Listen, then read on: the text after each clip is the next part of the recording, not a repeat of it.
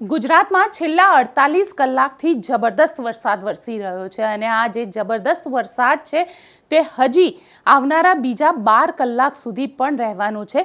જે મધ્ય ગુજરાત અને દક્ષિણ ગુજરાતનો ભાગ છે ત્યાં આવનારા બીજા 12 કલાક સુધી છે, પરંતુ સૌરાષ્ટ્ર અને કચ્છનો જે ભાગ છે તે ભાગમાં આવનારા 24 કલાક સુધી આ ભારે વરસાદ જે છે તે હજી પણ રહેશે।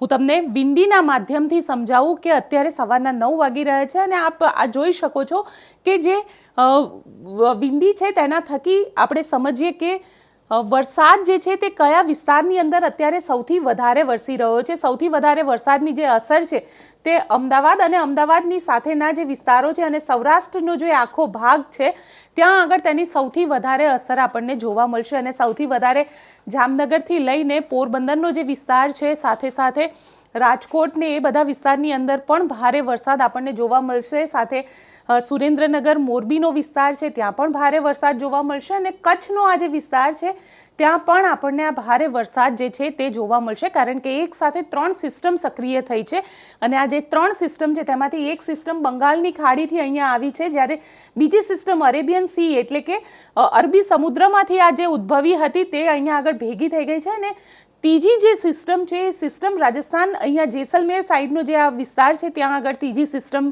ઉદ્ભવી હતી। તેના કારણે જે આ સિસ્ટમ આખી બની તેની ઇન્ટેન્સિટી ખૂબ વધારે માનવામાં આવી રહી છે અને હવામાન નિષ્ણાંતો પણ માની રહ્યા છે કે આની અસર જે છે તે જબરદસ્ત જોવા મળશે। હવાની ગતિ જે છે તે લગભગ 35 થી 40 કિલોમીટર પર અવરની જે સ્પીડ છે તેના તેટલી સ્પીડની અહીંયા આગળ હવાની ગતિ જોવા મળશે। સાથે સાથે વરસાદ જે છે તે વીજળીના કડાકા ભડાકા સાથે આપણને આખા સમગ્ર ગુજરાતની અંદર જોવા મળશે। સાથે તમને ડિસ્ટ્રિક્ટ બતાવી દઉં કે કયા કયા જિલ્લાની અંદર જે વરસાદ છે તેની અસર જોવા મળશે, કારણ કે હજી પણ આ જે સંકટ છે તે સંકટ ટળ્યું નથી। આખા ગુજરાતમાં રેડ એલર્ટ આપવામાં આવ્યું હતું, આજે પણ ઘણા બધા વિસ્તારની અંદર રેડ એલર્ટ છે અને ઘણા વિસ્તારની અંદર યલો એલર્ટ છે। આજના દિવસે સરકાર દ્વારા જે શાળાઓ છે તે શાળાઓમાં પણ રજા આપી દેવામાં આવી છે। કહેવામાં આવ્યું છે કામ વગર બહાર ન નીકળે, દરેક જિલ્લાની અંદર કલેક્ટરને એલર્ટ રહેવા માટે કહેવામાં આવ્યું છે। 13 જેટલી એનડીઆરએફની ટીમો છે તે ટીમને પણ તૈનાત કરી દેવામાં આવી છે। સાથે આપને એ પણ જણાવી દઉં કે લગભગ 1000થી વધારે લોકોને એક જગ્યાએથી બીજી જગ્યાએ એટલા લોકોને રેસ્ક્યુ કરવામાં આવ્યા છે, જ્યારે લગભગ 10,000થી વધારે લોકોને એક જગ્યાએથી બીજી જગ્યાએ સ્થળાંતર કરવામાં આવ્યા છે। તમને આ બતાડું કે કયા જિલ્લા છે જે જિલ્લાની અંદર અત્યારે આની જે અસર છે તે અસર આપણને જોવા મળશે। આ જે જિલ્લાઓનો મેપ છે તે પણ તમને બતાડું, કારણ કે તેની સૌથી વધારે અસર જે છે તે આપણને અહીંયા આગળ જોવા મળી શકે છે, કારણ કે ગુજરાતનો આ મેપ છે 27 તારીખની જો આજેની આ આગાહી છે તેને આપણે જોઈએ તો યલો એલર્ટ આપવામાં આવ્યું છે, આખો ઓરેન્જ એલર્ટ છે જે આ વિસ્તાર તમે જોઈ શકો છો। સૌથી પહેલાં તો આપણે વાત કરી રહીએ રેડ એલર્ટની।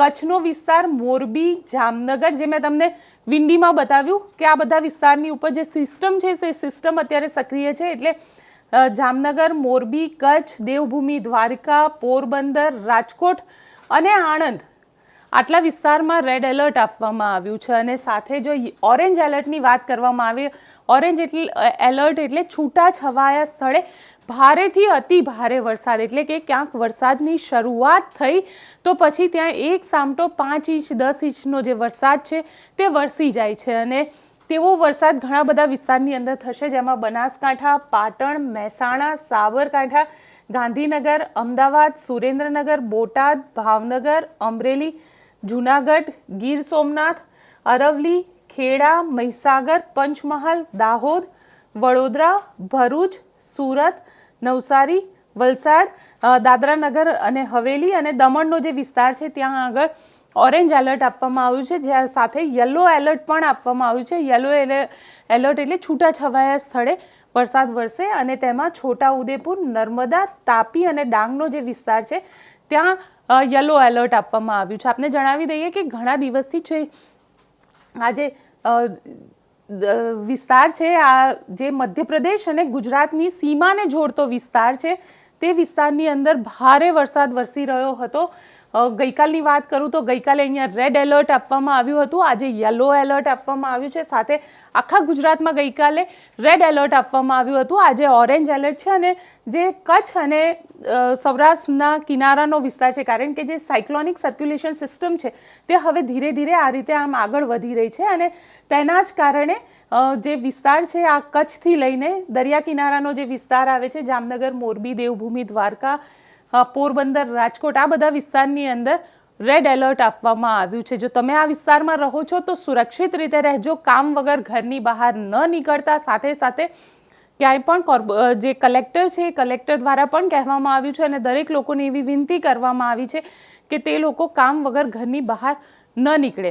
જો આપના વિસ્તારમાં વરસાદ વરસી રહ્યો છે તો મને કોમેન્ટ બોક્સમાં ચોક્કસથી લખીને જણાવો, અને આપ પણ જો આ સિસ્ટમને સમજવા માંગતા હોય તો વિંડીના માધ્યમથી તમારા ઘરે બેસીને મોબાઈલથી તમે એને સમજી શકો છો. સાથે અમદાવાદની જે હવામાન વિભાગની કચેરી છે તે લોકો આ પ્રકારના મેપ જે છે એ દર 2 થી 3 કલાકે ઇસ્યુ પણ કરતા હોય છે, તો તેના થકી પણ તમે એમના ટ્વિટર હેન્ડલ કે એમના સોશિયલ મીડિયા અકાઉન્ટ ઉપર જઈ અને તમારા વિસ્તારમાં જે વરસાદ વરસશે કે નહીં તે પણ ત્યાં આગળ જોઈ શકો છો. તો અમારી ચેનલ નિર્ભય ન્યૂઝને લાઇક, શેર અને સબસ્ક્રાઇબ કરવાનું ભૂલશો નહીં. આભાર.